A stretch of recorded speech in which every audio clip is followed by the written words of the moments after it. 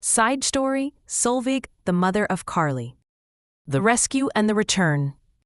Somewhere in the endless sea. The sky had darkened with smoke and steel. Solveig's shield maidens had fought bravely, axes cleaving and spears flying, but the ocean swallowed fire and flesh alike. Her ship was struck and torn in two, splinters of her command sinking into cold oblivion. She drifted alone, unconscious, her blonde braid clinging to soaked fur. Her round shield floated beside her like a loyal ghost. And the sea, though cruel, chose not to take her. Aboard a passing merchant vessel, a weathered voice called out, "I saw a shield maiden. Stop the ship!" The crew obeyed instantly. The man removed his coat, then his tricorn hat, and handed them to a deckhand. "Hold this for me." Without pause, he dove. Through crashing waves and stiff current, the Viking captain swam, eyes fixed on her still form. When he reached her, he looped an arm around her and kicked furiously. "She is alive!" "Blankets." "Soup." The crew hauled them both aboard. Solveig barely stirred. Wrapped in furs and laid gently in a bunk below deck, the mighty shield maiden groaned faintly. Her eyes fluttered. "Where am I?" A gentle voice beside her answered. "In my ship. You're safe now." She looked up. His face was kind, rugged, sun-kissed by sea travel. "You're drifting. Alone. We brought you aboard. Eat this, it will warm you." He offered her a wooden bowl of soup. Her hand trembled as she took it. "My soldiers?"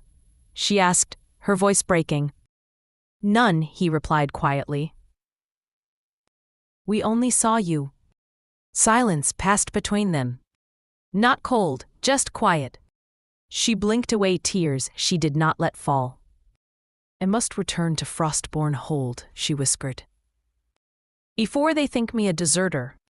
"We are headed there after this trade route," he said. "I live there, though rarely. The sea is more my home." She tilted her head weakly, intrigued. "You are not a warrior?" He shook his head. "I am just a merchant captain. I do not like war."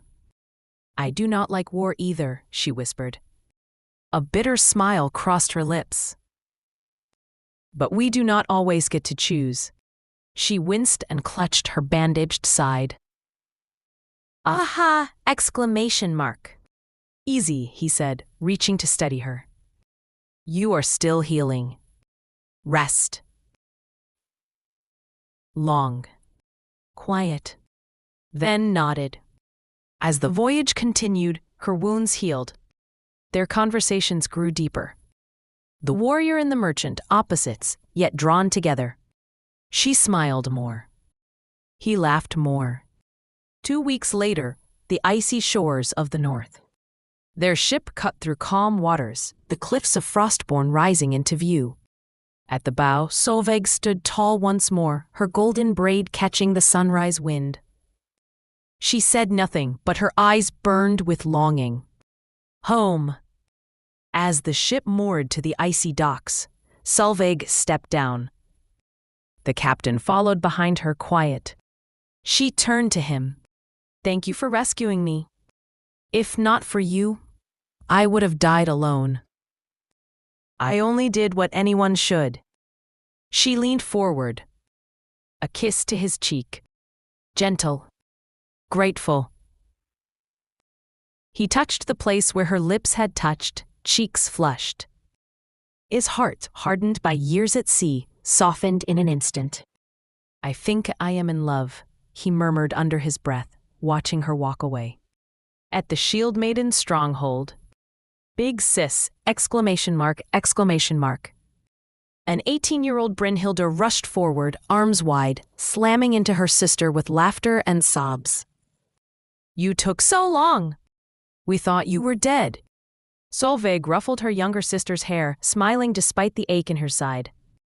"I was rescued by a kind merchant captain. He saved my life." We almost held your funeral, a warrior cried. But now we feast in your honor. And so they did. Mugs were raised. Fires lit. The hall glowed with warmth, ringing with joy. Solveig lifted her cup, the fire dancing in her blue eyes. 2 days later, at the docks, the captain checked his ropes in the dawn light, preparing for the next voyage.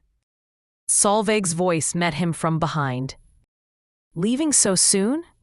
Another route begins tomorrow. Does not the sea ever get lonely? Sometimes, he said. But my crew, they keep me from drifting. Solveig stepped closer. Her voice is softer now. Luckily, I already have you. He turned. Their eyes met. The ocean was silent, and on the wooden dock, beneath rippling sails and golden skies, they shared their first kiss.